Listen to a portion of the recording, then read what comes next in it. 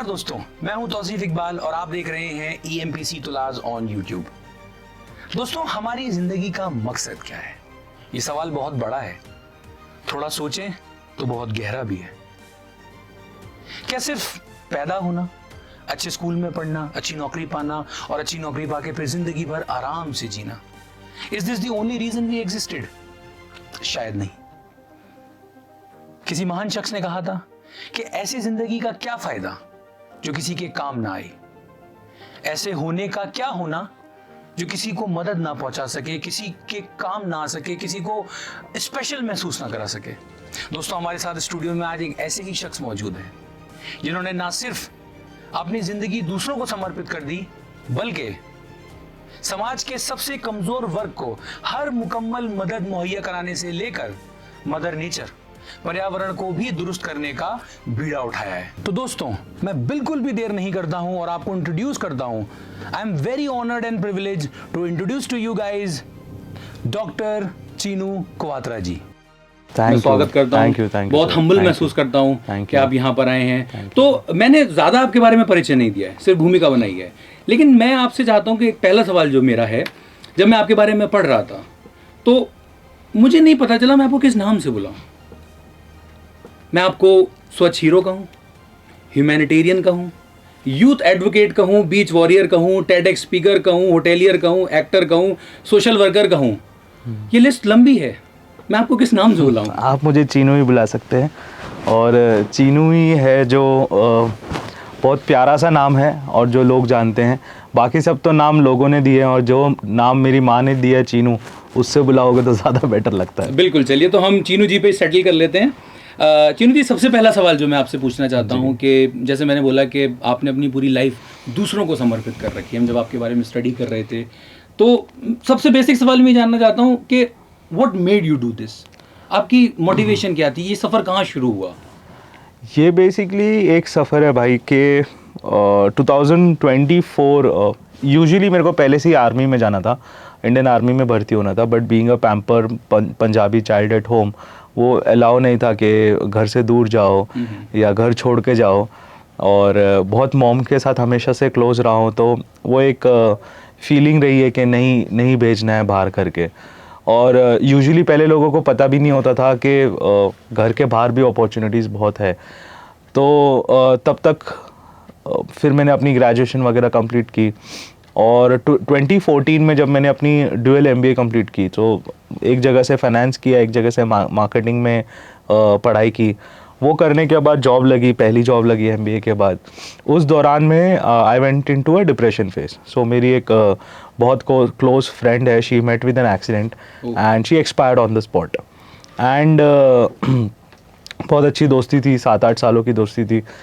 वो जो टाइम था, तो अगर लोगों ने कबीर सिंह मूवी देखी होगी, so I can relate to that movie. People already laughed on that movie, but that is the real situation when you go through a suicidal tendency, depression and all.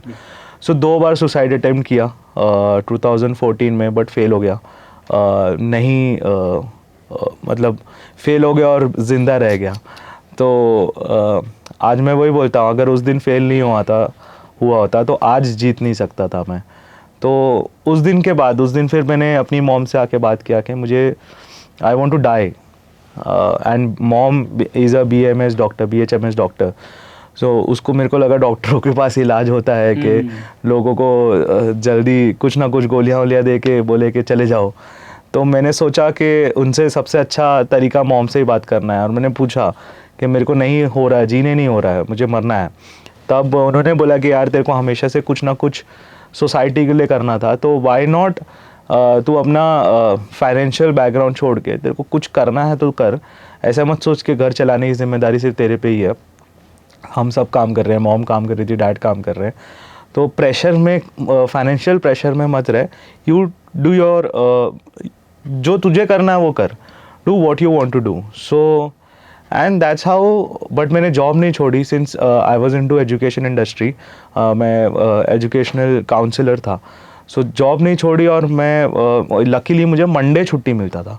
तो usually लोगों को Saturday Sunday छुट्टी मिलती है, मुझे Monday मिलती थी। And वो मंडे का फ़ायदा ऐसे उठा लिया कि नियर बाय एक स्कूल है हमारा, वो स्कूल में 133 बच्चे हैं। सो वाघबिल में वो म्यूनसिपालिटी स्कूल है, वो स्कूल में गया और वो स्कूल को अडॉप्ट ऐसे किया कि वहाँ पे जाके मैं डांसिंग ड्राइंग सिखाने शुरू कर दिया।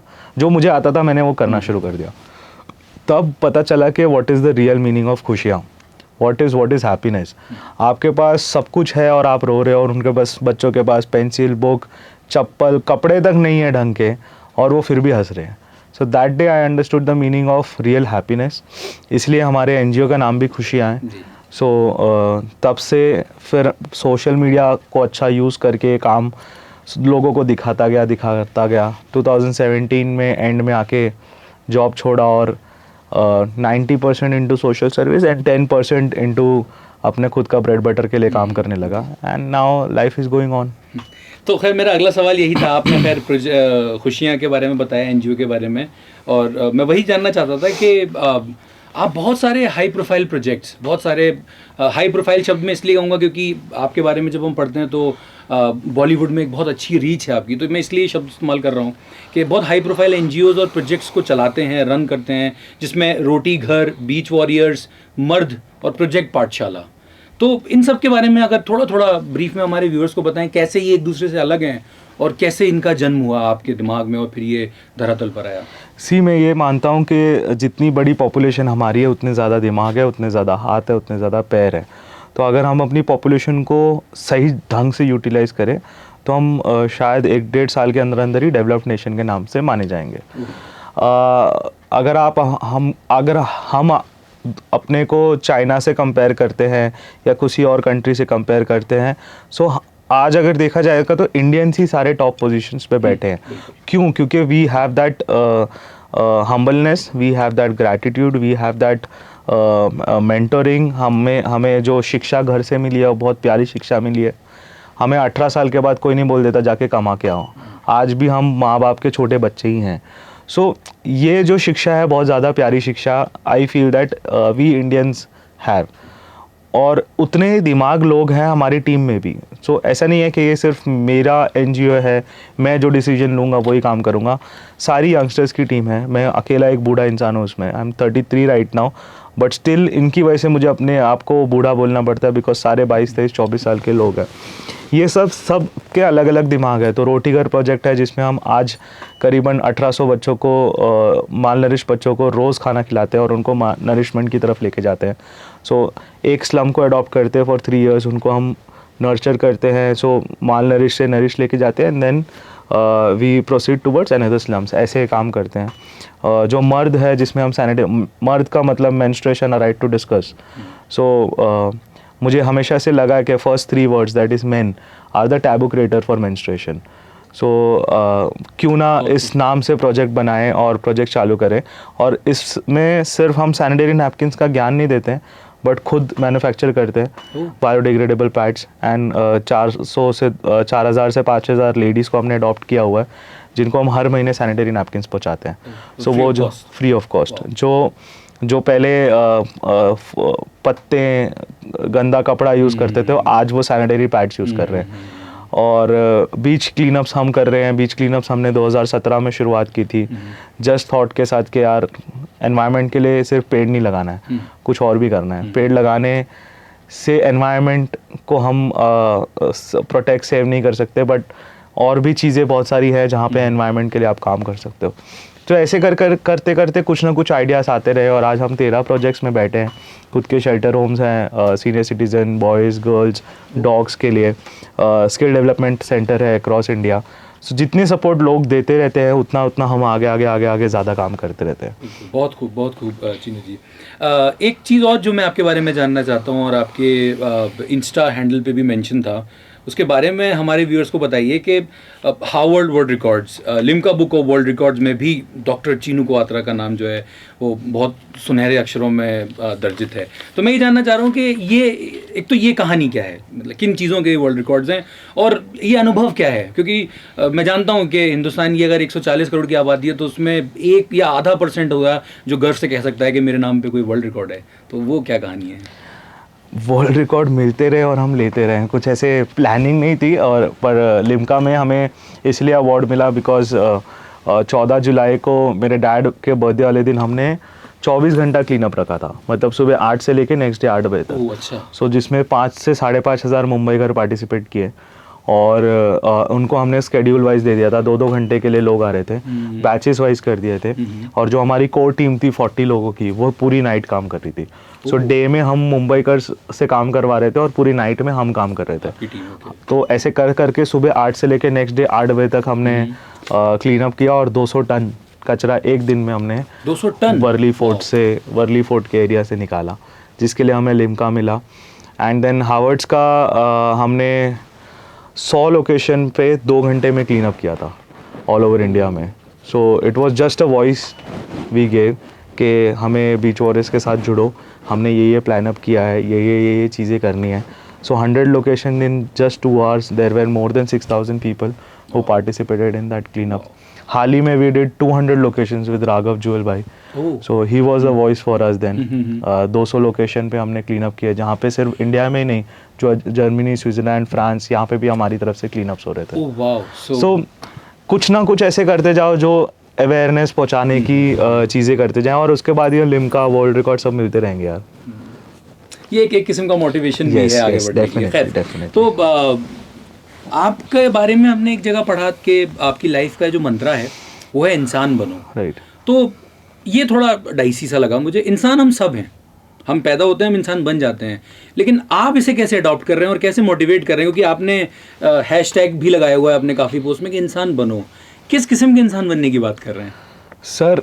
एक चीज़ है कि इंसान हम पैदा होते हैं, बट दिनचर्या में हम इंसानियत भूल जाते हैं। आप पैसे कमाना, आप में ईगो, आप में एटीट्यूड, वो इंसानियत नहीं होती। सो कहीं ना कहीं हम अपने मटेरियलिस्टिक ड्रीम्स को लेके हम इंसानियत भूलना शुरू कर देते हैं। So this is just a statement to myself also. अगर कभी मैं कोई गलती करूँ तो मैं अपने आप को ही बोलता हूँ यार इंसान बन जा, कोई ऐसी गलती से भी गलती मत कर। तो अगर इसीलिए ये मैं लोगों तक पहुँचाता हूँ कि इंसान बनो, और सबसे ज़्यादा स्कोप इसमें है। लोग बोलते हैं आर्ट, साइंस, कॉमर्स ले लो, ये कर लो, वो कर लो, डॉक्टर बन जाओ, इंजीनियर बन जाओ, पर सबसे पहले इंसान बन जाओ, then you will get a lot of things in life. Chiranjeev ji, आप देहरादून आते रहते हैं, पहली बार आए हैं, देहरादून के बारे में क्या ख्याल है आपका? देहरादून में पिछले 1 साल से आ रहा हूँ और देहरादून बहुत प्यारी सिटी है। इनफैक्ट पूरा उत्तराखंड बहुत प्यारा शहर है, और मैंने तो प्लान कर लिया मेरा सेकंड होम देहरादून में बनाने के लिए, बिकॉज मुंबई की हसल से यहाँ पे आके देहरादून में सुकून मिलता है। तो डेफिनेटली होपफुली के देहरादून में आ सकें। और मौसम कैसा लग रहा है आपको? मौसम प्यारा है, बट इस टाइम मुंबई में मौसम बहुत प्यारा है। अच्छा। बट देहरादून में आई एम श्योर अक्टूबर के बाद मौसम बहुत अच्छा हो जाएगा जी। हमारे कैंपस में आए हैं आप, तुलाज में आज आए हुए हैं, तो थोड़ा बहुत आपने देखा होगा आते में, आपको हमारा कैंपस कैसा लगा और किस तरीके से हमारा सेटअप को पसंद कर? तुलाज I feel it is a dream school of mind. मतलब मेरे को जिस स्कूल में पढ़ना था वो तुलाज है, और अनफॉर्चुनेटली मेरे टाइम पे तुलाज नहीं था और या मैं देहरादून में नहीं था उस टाइम पे।